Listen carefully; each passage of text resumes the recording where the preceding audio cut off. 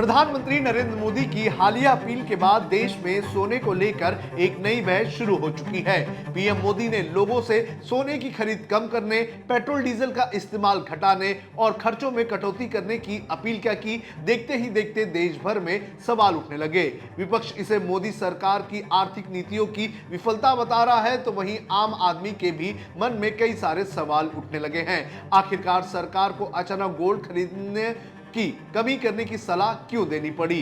क्या देश की आर्थिक स्थिति पर दबाव पड़ रहा है? और सबसे बड़ा सवाल ये कि जिस भारत को कभी सोने की चिड़िया कहा जाता था, आज दुनिया की गोल्ड की रेस में उसकी क्या स्थिति है? आज इस वीडियो में हम इसी की बात करेंगे और आपको बताने की कोशिश करेंगे कि भारत में ऐसे हालात क्यों बन रहे हैं। नमस्कार, आप देख रहे हैं लोकमत हिंदी। मेरा नाम है सोनू कनौजिया।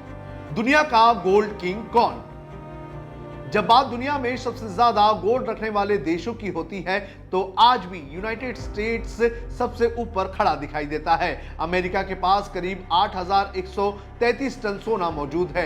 यह दुनिया का सबसे बड़ा गोल्ड रिजर्व माना जाता है। अमेरिका ने दशकों से अपने गोल्ड रिजर्व को सिर्फ बचाकर ही नहीं रखा, बल्कि उसे अपनी आर्थिक ताकत का प्रतीक भी बनाकर रखा गया है। अमेरिका का ज्यादातर सोना दुनिया की सबसे सुरक्षित माने जाने वाली जगहों में से एक फोर्ट नॉक्स में रखा गया है। कहा जाता है कि यहां सुरक्षा इतनी कड़ी है कि बिना अनुमति के एक कदम भी आगे बढ़ाना लगभग नामुमकिन है। यूरोप के देशों ने भी संभाल कर रखा है अपना खजाना। सिर्फ अमेरिका ही नहीं, यूरोप के कई बड़े देश भी गोल्ड रिजर्व रेस में सबसे आगे और मजबूत नजर आते हैं। जर्मनी करीब 3,350 टन सोने के साथ दूसरे स्थान पर है। जर्मनी ने पिछले कई वर्षों में अपने गोल्ड रिजर्व को देश के भीतर वापस लाने पर जोर दिया है। इसके बाद इटली आता है, जिसके पास लगभग 2,452 टन सोना है। वहीं फ्रांस के पास करीब 2,437 टन सोना है। इन देशों ने लंबे समय से अपनी अर्थव्यवस्था को सुरक्षित रखने के लिए सोने को एक मजबूत बैकअप की तरह इस्तेमाल किया है। यही वजह है कि आर्थिक संकट हो या वैश्विक युद्ध, ये देश अपने रिजर्व के दम पर खुद को स्थिर बनाए रखते हैं। रूस और चीन क्यों तेजी से खरीद रहे हैं सोना? अब बात उन देशों की जो पिछले कुछ वर्षों में सबसे तेजी से सोना खरीद रहे हैं। रशिया इस समय करीब 2,330 टन सोने के साथ दुनिया के टॉप गोल्ड रिजर्व के देशों में शामिल है। पश्चिमी देशों के प्रतिबंधों और डॉलर पर निर्भरता कम करने की रणनीति के तहत रूस लगातार सोने पर फोकस कर रहा है। लेकिन सबसे ज्यादा चर्चा चीन की हो रही है। चीन फिलहाल करीब 2,313.5 टन सोने के साथ टॉप देशों के बेहद करीब पहुंच चुका है। खास बात यह है कि पिछले 17 महीनों से लगातार चीन सोना खरीद रहा है। विशेषज्ञ मानते हैं कि चीन सिर्फ अपनी विदेशी मुद्रा भंडार को मजबूत नहीं कर रहा है, बल्कि वो अमेरिकी डॉलर की ताकत को चुनौती देने की लंबी रणनीति पर काम कर रहा है। अगर यही रफ्तार जारी रही तो आने वाले समय में चीन दुनिया के सबसे बड़े गोल्ड रिजर्व देशों में ऊपर पहुंच सकता है। भारत की क्या है स्थिति?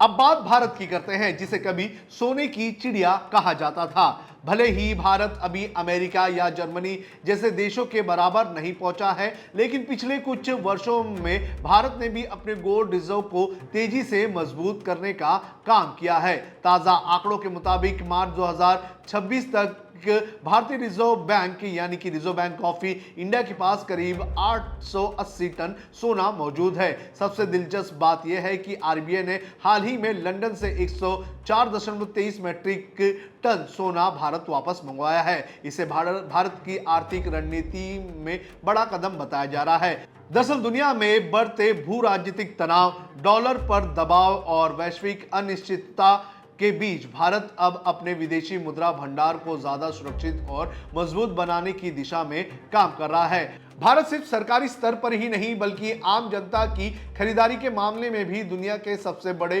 गोल्ड उपभोक्ता देशों में शामिल है। भारत में सोना सिर्फ निवेश नहीं, बल्कि संस्कृति, परंपरा और सुरक्षा का प्रतीक भी माना जाता है। शादी विवाह से लेकर त्योहारों तक सोने की मांग लगातार बनती रहती है। लेकिन अब भारत सरकार ने अपील की है कि सोना खरीदा ना जाए।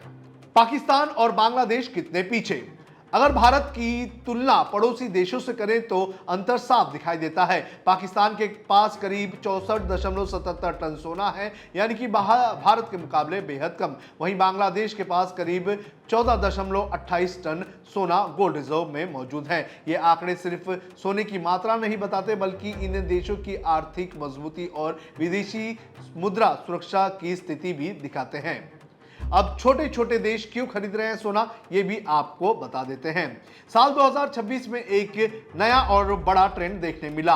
अब सिर्फ बड़ी अर्थव्यवस्था ही नहीं, बल्कि छोटे और मध्यम देश भी तेजी से सोना खरीद रहे हैं। पोलैंड इस समय दुनिया में सबसे तेजी से सोना खरीदने वाले देशों में शामिल हो चुका है। फरवरी 2026 में पोलैंड के केंद्रीय बैंक ने रिकॉर्ड 20 टन सोना खरीदा। पोलैंड चाहता है कि उसके विदेशी मुद्रा भंडार का कम से कम 20% हिस्सा सोने के रूप में रहे। इसके अलावा उज्बेकिस्तान और कजाकिस्तान भी लगातार गोल्ड खरीद रहा है। उज्बेकिस्तान ने हाल ही में 8 टन सोना जोड़ा है। वहीं कजाकिस्तान ने भी 8 टन सोना खरीदकर दुनिया का ध्यान खींचा है। दुनिया क्यों लौट रही है सोने की तरफ, यह भी आपको बता देते हैं। दरअसल दुनिया इस समय आर्थिक अनिश्चितता के दौर से गुजर रही है। युद्ध, महंगाई, डॉलर का दबाव, शेयर बाजार में उतार चढ़ाव और वैश्विक तनाव ने देशों को फिर से सोने की अहमियत को याद दिला दी है। सोना आज सिर्फ गहना नहीं, बल्कि आर्थिक सुरक्षा का सबसे बड़ा हथियार बन चुका है। यही वजह है कि अमेरिका से लेकर भारत और चीन तक हर देश अपने गोल्ड रिजर्व को मजबूत करने में जुटा हुआ है। और शायद यही वजह है कि प्रधानमंत्री मोदी की अपील के बाद अब देश में ये बहस और तेज हो गई है कि जब पूरी दुनिया सोना खरीद रही है, तब भारत के लोगों से गोल्ड खरीदने की कम करने की बात आखिर क्यों की जा रही है।